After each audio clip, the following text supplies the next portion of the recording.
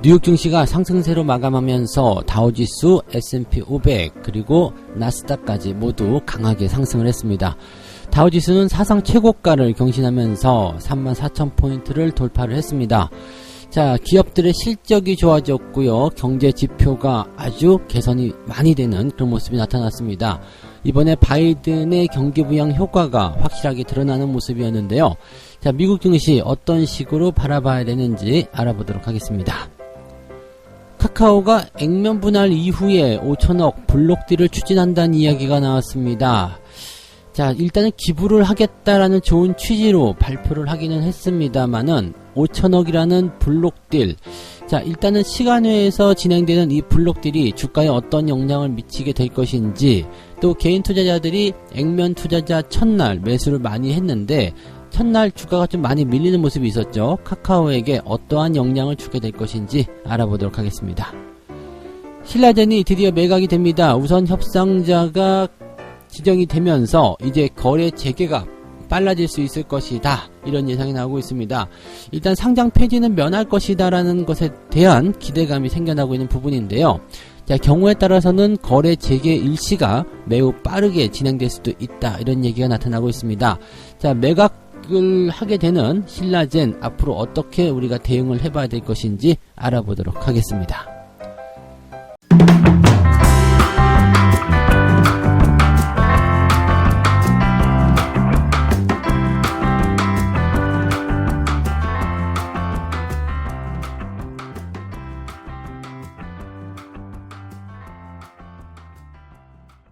네, 반갑습니다. 오늘은 4월 16일 금요일입니다. 자, 주말장이 시작이 됐습니다.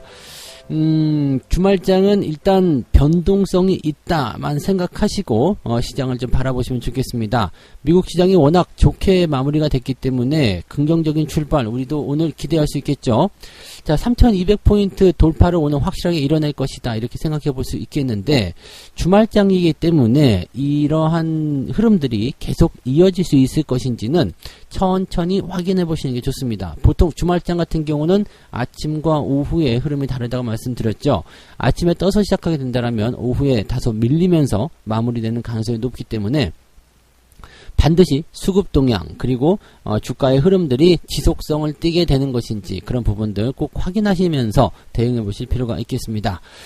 자, 일단은 뉴욕 증시 좀 살펴보게 되시면 다우존스가 305포인트 올랐습니다. 0.9% 상승을 했는데 34,000을 돌파를 했습니다. 사상 최고입니다. 처음으로 34,000선을 돌파를 했고요. 뭐 거칠 것이 없죠. 위쪽이 아무것도 없기 때문에 신고가가 나오는 주식들은 굉장히 무섭습니다. 지수가 이렇게 강하게 올라가고 있기 때문에 시장에 대한 기대감이나 또 시장에 대한 전망들이 굉장히 밝을 것은 당연하다, 이렇게 보시면 되겠고요. 나스닥 같은 경우도 14,000대 다시 회복을 합니다. 1.3% 강하게 상승세를 보였고요. 오늘 다우지수와 나스닥 같은 경우는 상승 출발 이후에 계속 상승세가 지속이 되다가 장 막판에 추가적인 상승이 조금 더 나타났습니다. 그래서 상승 흐름이 계속적으로 이어졌다, 이렇게 보셔도 되겠습니다. S&P 500 역시도 사상 최고가 만들어내는 모습이죠. 자, 일단 흐름이 너무나 좋습니다. 그래서 이런 그 미국 시장에 대한 영향들을 그대로 받아들이지 않겠느냐, 이런 식으로 받아볼 수 있겠는데, 미국 증시를 강하게 상승시킨 재료들은 어떤 것인지 알아보도록 합니다. 자, 우선은 경제 지표를 먼저 좀 살펴봐야 되겠네요. 이 지표가 굉장히 좋게 발표가 됐는데, 이 3월 달에 소매 판매가 미국 상무부의 발표에 의하면 전월 대비해서 9.8%나 늘어났다고 합니다. 지금 시장 전망치는 한 6%쯤 올라갈 것이다, 이런 예상을 좀 했습니다만 9.8% 올라갔다. 대단한 부분인 것 같아요. 이 정도의 상승이 일어나려면 상당히 많은 어떤 소비가 이루어졌을 것이다 라고 볼 수가 있겠죠. 작년 5월 이후에 최대 상승률을 기록했다라고 되어 있는데, 작년 5월 같은 경우는 이제 팬데믹 대유행이죠. 그래서 코로나에 대한 어떤 영향력이 굉장히 크게 작용됐다가 이제 살아나고 있었던 바로 그 시점이라고 보시면 될 것 같은데, 그때 이후로 최대 상승률을 기록했다. 굉장한 호재라고 보시면 될 것 같아요. 여기에다가 뉴욕의 제조업 활동이 2017년 10월 이후에 최고치를 경신했다. 필라델피아 제조업 활동은 거의 50년 만에 최고치를 기록했다. 자, 제조업이 살아나게 된다라면 일단 기본적으로 이런 그 근간이 되는 기업들 있죠. 그런 기업들의 어떤 활동이 굉장히 왕성해진다라고 판단할 수가 있습니다. 전체적으로 경제 지표가 굉장히 좋은 흐름들을 보여주고 있기 때문에 이런 시점에서 본다라면은 야, 경기가 엄청나게 살아나고 있구나 이런 식으로 볼 수 있겠고요. 그 다음에 미국의 실업수당 청구 건수도 대폭 감소하면서 팬데믹 이후 최저치를 다시 한번 경신했다. 이것도 다시 원상태로 돌아가고 있는 것 아니겠느냐 이런 기대감도 생기고 있습니다.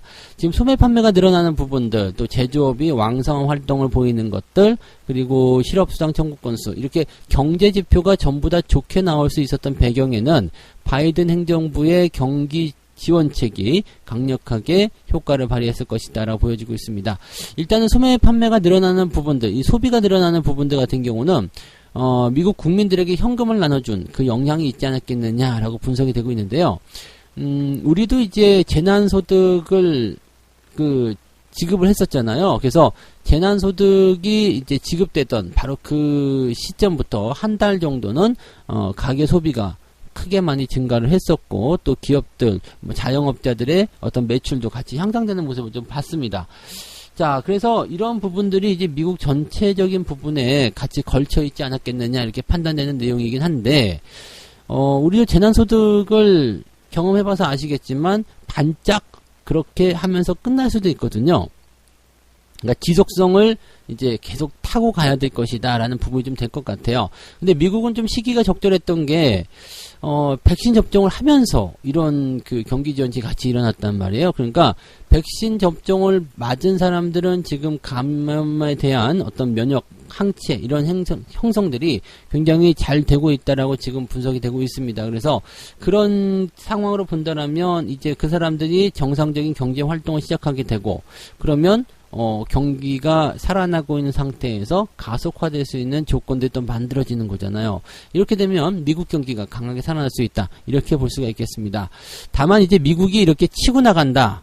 미국 경기 아주 활성화되고 있어. 그리고 이제 뭐 코로나에서 완전히 벗어나고 있어. 뭐 이런 상황들이 벌어지게 됐을 경우에는 미국 쪽으로 또 달러 자금들이 쏠려 들어갈 가능성이 굉장히 높다. 이게 2018년도 미국 시장이 승승장구했었던 배경처럼 만들어질 수도 있다는 것을 주목하실 필요도 있겠습니다. 이렇게 되면 이머징 마켓이나 또는 백신 접종을 아직 받지 못한 그런 국가들 같은 경우는 상대적인 어떤 박탈감이라든지 또는 자금의 이탈 이런 것들이 나타날 수도 있다라고 생각하셔야 되겠죠. 그래서 이런 부분들 우리가 한번 살펴볼 필요는 있겠습니다. 자, 한 가지 더 본다라면 기업 실적이 좋습니다. 일단 은행주들 실적이 굉장히 좋죠. 뱅크 오브 아메리카, 시티그룹이 1분기 예상치를 상회하는 순이익을 거뒀다. 중요한 포인트죠. 은행주들의 실적이 증가했다는 것은 일단 가장 기본적인 어떤 경기 회복의 신호다라고 보실 수가 있습니다. 자, 그 다음에 블랙락 같은 경우도 1분기 순이익이 12억 달러를 기록했습니다. 그래서 더 많이 늘어나고 있는 상태. 자, 일단은 1분기에 기업들 실적이 전년 대비해서 약 29% 정도 증가할 것이다 라고 예상을 하고 있습니다. 기업들의 실적이 증가한다는 것은 그만큼 소비가 많이 늘어났다는 거겠죠. 기업들이 판매를 잘 했다는 이야기잖아요. 물론 은행주이기 때문에 뭐 투자 수익을 많이 올렸다 이렇게 볼 수도 있겠습니다만, 은행주를 제외하고도 뭐 제조업이라든지 기타 다른 기업들의 실적도 같이 증가하고 있다는 것도 중요한 포인트가 되겠습니다. 그래서 기업들의 실적이 이렇게 증가를 하게 된다면 일단은 고용에 대한 부분들 또 민간 투자에 대한 부분도 같이 활성화될 수가 있습니다. 경기 회복의 가장 기본적인 거거든요. 그래서 정부가 일단 경기 지원책을 통해 가지고 이렇게 유동성 장세를 공급하게 되면서 뭔가 경기가 살아나기 시작하면 기업들의 실적이 올라가게 되고, 기업들의 실적이 증가했을 때 이렇게 민간 투자를 통해서 고용이라든지 이런 투자에 대한 규모가 커지게 되는 상황. 그래서 점차적으로 경기가 정상화된다. 이것이 이제 기본적인 경기의 그런 메커니즘이라고 봐야 되겠죠. 자, 요게 이렇게 진행이 되면 아주 이상적인 겁니다. 근데 미국이 지금 그걸 해내고 있는 상태죠. 그래서 굉장히 좋은 흐름들을 또 점차적으로 이제 백신 접종자들이 늘어남에 따른 그런 어떤 안정감 이런 것들이 이런 주가 상승에 계속 영향을 주고 있을 것이다라고 판단하시면 좋을 것 같습니다. 약간은 부러운 입장이지 않을까 생각이 되긴 합니다. 우리나라도 이런 것들을 분명히 원했을 텐데 뭔가가 잘 안 맞는 그런 형태죠. 그래서 이런 내용들이 빨리 진행이 될수록 우리나라 같은 경우에도 영향을 좀 받을 것이다 생각하시면 되겠습니다. 가장 중요한 거 백신 접종일 것 같고요. 그 다음에 기업의 실적은 계속 증가세를 보여주고 있기 때문에 기업 실적 증가에 따른 그런 기대감들을 통해서 국내 내수도 같이 살아나게 되고 또 그 다음에 민간 투자가 활성화되면서 경기가 점차적으로 좋아지는 흐름으로 갔으면 좋겠습니다. 자, 일단 미국하고 우리나라는 온도 차이는 분명히 있을 겁니다. 그리고 주말장이기 때문에 미국만 보고서 우리나라에 투자한다. 이것은 조금 애매하실 거예요. 그래서 시장 상황 잘 보시고 특히 수급 동향, 연기금의 수급 동향 이런 것들 중요하게 좀 살펴보셔야 되는 거고요. 주말장이라는 거 잊지 마세요. 아침에 떠서 시작하게 되면 약간 경계하면서 시작해야 된다. 그 부분을 꼭 명심하시기 바랍니다. 두 번째 이야기 가겠습니다. 카카오의 지분 5천억이 이제 블록딜로 나온다. 자, 일단은 카카오가 액면 분할을 하면서요, 5분의 1 가격으로 떨어졌어요. 그래서 개인 투자자들이 어제 같은 때 매수를 많이 들어갔죠. 주가 많이 오르네, 엄청 뛰네 이렇게 하면서 많이들 매수를 하셨는데 그리고 나서 주가가 쭉 밑으로 떨어졌단 말이에요. 그래서 이거 뭐냐 이렇게 말씀하시는 분들 굉장히 많았을 텐데 보통은 액면 분할하고 나서 이 비싼 주가가 싸게 나오잖아요. 싸게 나오니까 싸다. 그동안 못 샀던 거 사자. 이런 식으로 얘기가 될 수도 있습니다. 50만원이 넘었던 것이 이제 10만원대에 거래가 되니까 얼마 싸 보이겠어요. 그래서, 50만원에서 못 샀던 주식을 10만원이니까 사자. 이런 식으로 나오게 됐는데, 보통은 액면 분할 이후에 이런 효과들을 이용해서 주가가 단기적 상승을 보이긴 합니다만, 그때에 대체적으로 차익 실현을 많이들 합니다. 주가가 강하게 뛰니까요. 10% 이상 상승하게 되면 차익 실현하고 싶은 욕구가 생길 거 아니에요. 그래서 차익 실현을 좀 많이들 하게 되는 거고요. 차익 실현하는 그런 부분들은 전날 물린 사람들이라든지 또는 아직 차익 실현을 못한 사람들이 다음날까지 연결해가지고 매도를 하기 때문에 주가가 추가적인 하락을 나타나게 될 가능성이 굉장히 높습니다. 근데 카카오 같은 경우는 조금 더 이슈적인 부분이 나타났어요. 어제 밤 늦게 나온 이야기이긴 한데 카카오의 지분 5천억을 블록딜을 하겠다. 누가요? 김범수 의장이 이렇게 하겠다. 이 김범수 의장은 예전에 이제 기부를 하겠다. 사회 환원을 하겠다. 이런 얘기를 했습니다. 그래서 뭐 자신의 재산 중에서 어느 정도 상당 부분을 이제 사회에다 환원시키고 기부를 하겠다라는 얘기를 했었는데 이것이 좀 공교롭지 않냐라는 얘기도 나오고 있습니다. 좋은 취지에서의 어떤 부분이긴 한데, 이게 꼭 액면 분할하던 날, 주가가 이렇게 많이 뛰었던 날, 이런 식으로 해야 되겠는가, 이런 얘기를 하고 있는 거죠. 물론 5천억이라는 부분이 적은 부분은 아닙니다. 그리고 좋은 일에 쓰겠다는데 여기다 대고 뭐라 하면 안 되겠죠. 근데 이것이 꼭 공교롭게 그날 해야 되겠느냐, 주가 올렸을 때 올려놓고 해야 되겠느냐, 이런 얘기들도 많이 나오고 있고요. 이 대량거래 블록딜이란 말이에요. 이제 5천억 정도 되면은 지분이 상당하기 때문에 이게 시장에서 한꺼번에 나오기 시작하면은 굉장히 좀 부담이 많이 되죠. 그래서 시장 장중 거래에선 하지 않고요. 시간 외에서 진행을 하는 부분입니다. 그래서 뭐 이 5천억이 시장에 한꺼번에 나오게 되면 당연히 주가는 크게 폭락할 수 있기 때문에 보통 이제 이런 대량 매매 같은 경우는 블록딜을 많이 추진을 하게 되는데 블록딜이 대량 매매죠. 그래서 시간 외에서 이제 거래를 좀 많이 하게 되는데 이 블록딜을 지금 했다는 것이 아니라 할 것이다라고 되어 있습니다. 지금 한 게 아니에요. 그래서 매각 주관사를 통해서 JP모건이 이제 블록딜 실무 업무를 이제 맡게 되는 거고, 매각을 하기 위해 이제 수요 예측에 나섰다. 자, 이거를 좀 팔 건데 이것을 가져갈 사람 손 들어세요. 이렇게 얘기가 나오는 거죠. 그리고 블록딜의 할인율은 3.3%에서 5% 정도 형성된다 해가지고요. 가격대가 11만 4,500원에서 11만 6,500원으로 책정이 됩니다. 자, 이 가격에 사갈 사람들, 5천원어치 사갈 사람 손들어. 지금 이걸 하고 있는 이야기예요. 자, 이 블록딜의 용도는 아까도 말씀드렸지만 기부 이렇게 되어 있습니다. 근데 여기서 잘 보시면은요, 블록딜을 통해서 마련된 재원은 상반기 재단 설립을 포함해 지속적인 기부 활동에 사용이 되고, 그 다음에 개인 용도로도 일부 활용된다. 이 개인 용도라는 것은 내가 돈을 좀 쓰겠다는 얘기예요. 즉 5천억을 전부 다 뭐 하겠다는 얘기가 아니고 개인 용도로 일부 활용된다. 물론 상당히 많은 부분을 개인 용도로 활용하지는 않겠습니다만 개인 용도로 필요하다. 몇백억 정도라도 저는 대단히 많지 않을까 싶긴 한데요. 그러니까 5천억 중에서 4,500억을 기부하고 500억을 내 개인 용도로 쓰겠다. 주가가 올라갔을 때 해야 되는 이유가 여기에 있지 않을까 싶기도 합니다. 아주 부정적으로 볼 것은 아닙니다만 당연히 기부만을 위해서 주식을 판 것은 아니다라고 생각해야 되는 부분이겠죠. 즉 기부라는 부분들을 앞에 내세워서 개인의 어떤 차익 실현도 같이 들어간 것이다라고 보셔야 되는 거죠. 지금 이 블록딜이 어떻게 영향을 줄 것이냐, 일단 잘 보시면 주가를 할인해서 매각합니다. 약간의 이렇게 된다라면은 뭐 팔아먹는 것이다라고 일단 보시면 되는 거죠. 그러면 그 주식을 산 그런 주체들은 어떻게 변할 것인가, 요것도 우리가 중요하게 생각해야 되죠. 일단은 내가 주식을 샀어요. 11만원대의 주식을 샀어. 그러면 주가가 떨어질 걸 생각하는 사람들 별로 없을 거고, 떨어지는 것을 생각해가지고, 나는 이제 카카오 블록딜 이거 좋은 일에 쓴다니까 내가 이거 5천억치 사가지고 주식 떨어뜨려도 되겠지? 아니면 난 손해를 봐야지? 이렇게 생각하고 있는 그런 사람들은 없다는 얘기예요. 그러니까 블록딜이라는 것을 통해서 지분을 받았다. 그렇다면 이것은 어떻게 해야 될 것인가? 당연히 올리려고 하겠죠. 그래서 블록딜이 처음에 일어나는 그 시기에서는 지분을 팔아먹는다라는 부분 때문에 어떻게 돼요?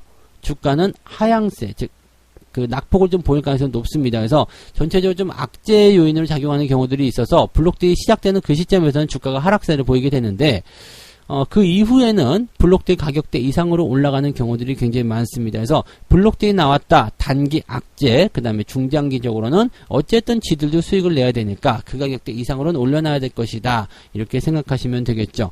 그러니까 블록딜이 나오고 나면 단기적인 부분에서의 어떤 포지션보다도 중장기적인 관점에서의 주가 회복, 이런 것들 생각해야 되겠죠. 즉 단기적으로 주가가 내린다라면 그 시점에서 어느 정도까지 형성되는지 확인을 해야 될 거고요. 거기서 이제 돌아서게 된다면 블록딜에 대한 주가 회복을 위해서 다시 움직이겠구나라고 생각하시면 되겠습니다. 중요한 건 그거예요. 어쨌든 블록딜 가격보다는 더 높은 가격이 형성될 것인데 그것이 단기적으로 이루어지지는 않을 것이다. 그러면 단기적으로 내가 어떻게 할 것인가? 어제 같은 날 고점에서 매수하게 되시면 단기적 충격을 계속 받을 수밖에 없겠죠. 그러니까 뭐 비중이라든지 이런 것들 잘 생각하시면서 대응하셔야 될 것 같고요. 어쨌건 중요한 것은 블록딜 그리고 단기 악재, 중장기적으로는 회복할 것이다. 요것만 기억하시고 대응을 하시면 되겠습니다. 뭐 개인적으로 용도가 뭐 무엇인지 모르지만 개인적으로 쓰든 아니면은 전부 다 기부를 하든 그것은 중요하지 않고요. 우리는 일단 카카오 주식을 어떤 식으로 받아들여야 될 것인가, 여기에 대한 부분만 생각하시면 되겠네요. 자, 세 번째 이야기 가도록 합니다. 자, 신라젠 이야기입니다. 거래가 지금 중지가 되어 있는 상태이기 때문에 거래 정지 기간에서는 이렇다 저렇다 할 만한 전략적인 부분은 필요치는 않습니다. 근데 워낙에 많은 분들이 지금 물려 있어요. 17만 명이라는 어마어마한 신라젠 주주들이 지금 뒤에서 눈을 크게 뜨고 지켜보고 있다는 얘기죠. 그래서 여기에 대한 이슈를 한번 다뤄드릴 필요가 있을 것 같습니다. 매각을 지금 추진하고 있죠. 그리고 우선 협상 대상자를 선정을 했습니다. 우선 협상 대상자를 선정을 하면서 자, 이게 일단 잘 풀리게 되고 신라젠이 매각을 이제 통해서 뭔가 안정적인 상황으로 진행이 되게 된다면 이제 망할 염려 없어요. 신라젠 괜찮아요. 이렇게 얘기가 나올 수 있거든요. 그렇다면 지금 거래 정지 기간이고 개선 명령이 부여된 이 시점에서 거래 재개가 빨리 일어날 수도 있다. 즉 다시 거래가 진행이 된다라는 부분들은 이 상장 폐지라는 어떤 위기까지 몰렸던 그런 신라젠 주주들에게 굉장히 좋은 희소식이 될 수가 있겠죠. 지금 최대 주주도 변경을 하게 될 것이고요. 그 다음에 거래소에서 이야기한 개선 명령을 충실히 잘 이행할 수 있는 그런 상황이 좀 되겠습니다.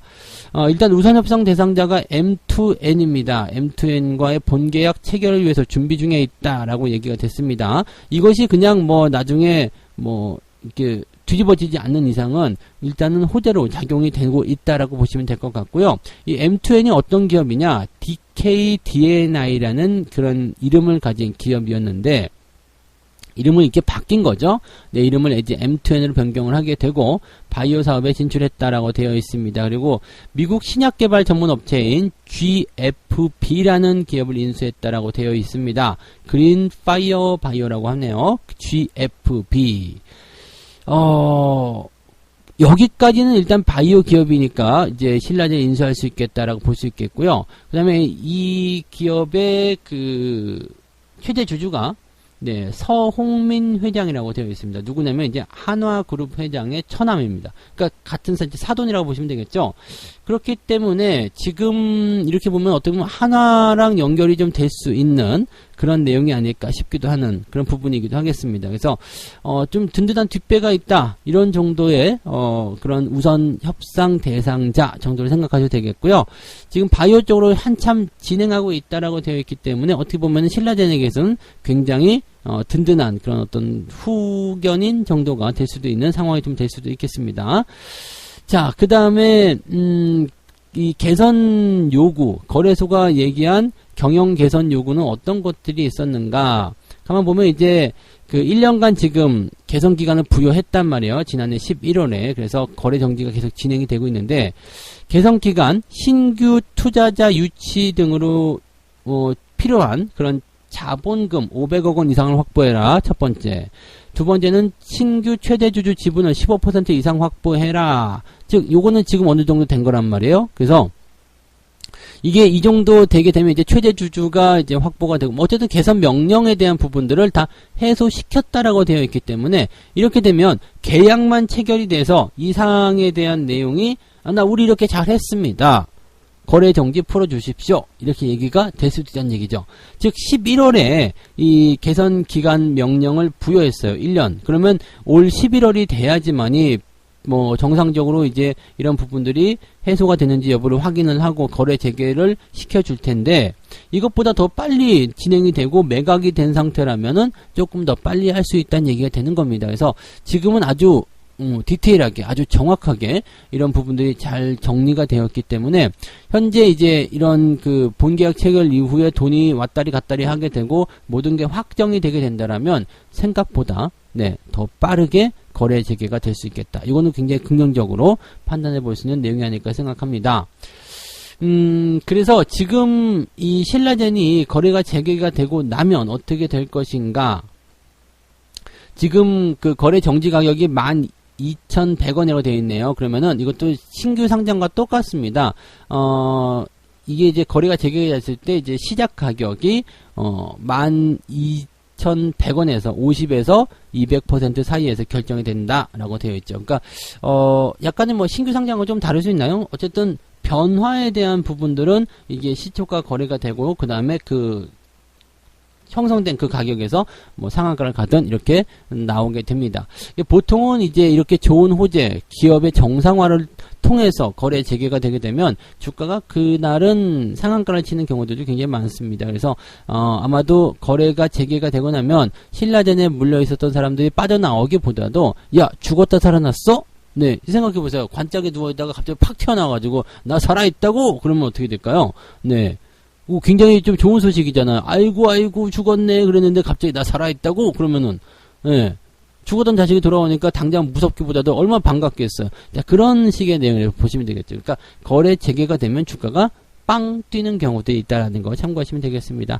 자, 신라젠 때문에 굉장히 좀 힘드셨던 분들 많으셨을 텐데 좋은 소식이 전해져서 좀 다행인 것 같고요. 거래 재개가 조금 빨리 추진이 되면 더 좋겠다. 이렇게 말씀을 좀 들어볼 수도 있겠습니다. 조금 더 빨리 진행될 수 있다는 거 거기에 좀 희망을 걸어보시고요. 조금만 더 참아보시면 되겠습니다. 근데 뭐 당장 되는 것이 아니라 당장 되는 것은 아니에요. 뭐 3자 배정 유상증자라든지 뭐 이런 것들을 통해서 한다고 하니까 적어도 한두 달 정도는 더 기다려야 되겠죠. 그래서 그렇게 조금 어차피 지금까지 기다린 거 조금 더 기다려 주시기 바라고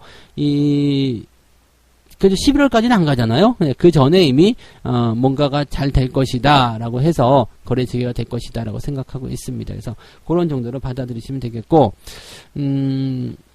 아무쪼록 잘 풀리셔가지고 잘 좋은 결과로 받아들이셨으면 좋겠습니다. 자, 이렇게 해서 세 가지 이야기 전달해 드렸습니다. 다우 지수가 최고가, 지금 미국 증시가 계속 승승장구를 하고 있다라고 되어 있고요. 실적과 지표가 그 뒤를 밀어주는 그런 강력한 호재로 작용했다라고 되어 있습니다. 자, 그리고 카카오가 지금 5천억에 대한 블록딜을 추진하고 있다. 블록딜 진행한 게 아니고요. 추진하고 있다입니다. 그래서 이 블록딜에 대해서 어떻게 봐야 되느냐. 일단 액면 분할 첫날 주가가 밀린 부분도 그렇고 보통은 액면 분할만 가지고도 주가가 단기적 하락세를 보이긴 하는데 블록딜까지 발표했기 때문에 아마도 단기적인 그런 주가 하락은 피해가기 어려울 것이다. 하지만 블록딜을 받아간 사람들도 돈을 벌어야 되기 때문에 결과적으로는 중장기적인 상태에서는 블록딜 가격보다는 위쪽으로 올라갈 수밖에 없을 것이다. 이렇게 보시면 되죠. 그래서 단기적 악재, 그 다음에 중장기적 회복 이런 정도로 카카오를 보시면 되겠다. 이렇게 말씀드릴 수 있겠고요.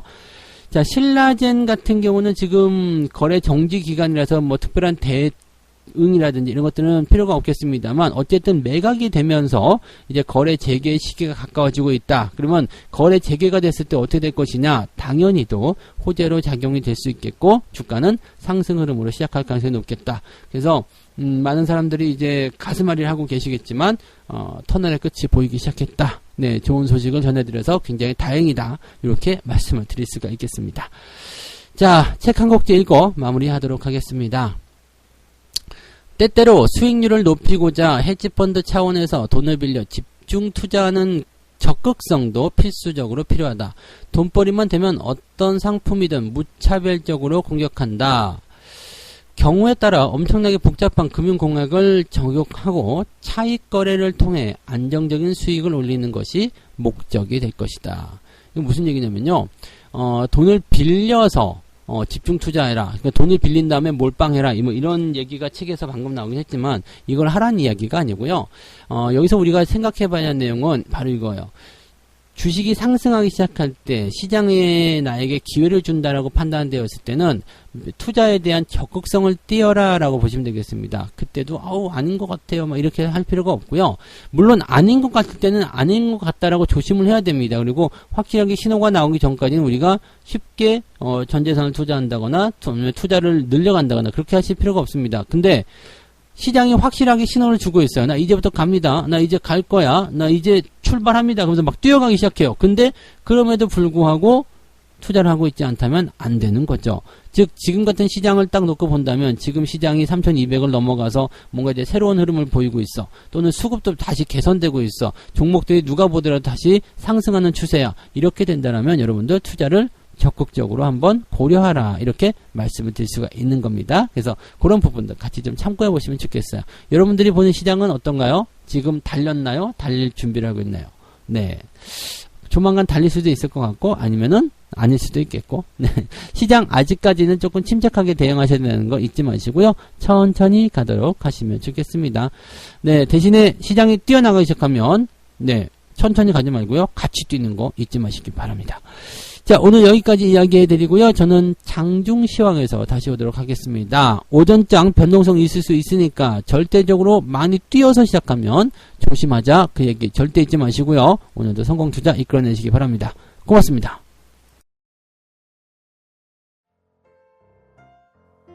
본 방송에서 제공되는 모든 정보는 투자 판단의 참고 자료이며 투자의 최종 책임은 본 방송을 이용하는 본인에게 있습니다.